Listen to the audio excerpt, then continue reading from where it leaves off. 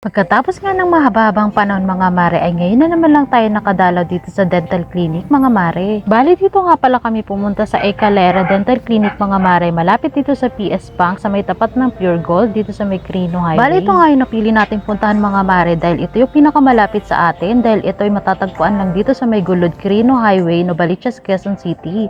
At accredited din pala siya ng HMO mga mare dahil Entelecare ang gamit natin. Bali sabay nga kami magpapalinis ng ngipin nito mga mare at talaga namang sulit dahil itong napili natin ay napakaganda na facility mga mare at mababait pa yung mga doktor at ang staff. Pero kailangan lang talaga ng by appointment mga mare para ma-accommodate nila. Bali pag uwi nga natin mga mare ay naabutan natin itong si Jude at itong ating na busy dito sa ating bahay kubo. At nakakatawa pa nga itong si Jude, abay napaka-arte naman habang kumakain itong french fries, abay may pag-emote-emote. Itong batang ito ay napakadami na talagang alam na kaartehan, abay naman. At eto nga mga mare, nagluto nga rin kami ng pansit bato niyan para sa merienda. At pinalo-halo nga lang natin itong pansit bato, abay parang napakasarap naman. At eto naghaluto na nga rin sila ng sauce na spaghetti para sa mga bata. Dahil spaghetti yung gusto nila. Salamat po sa panonood!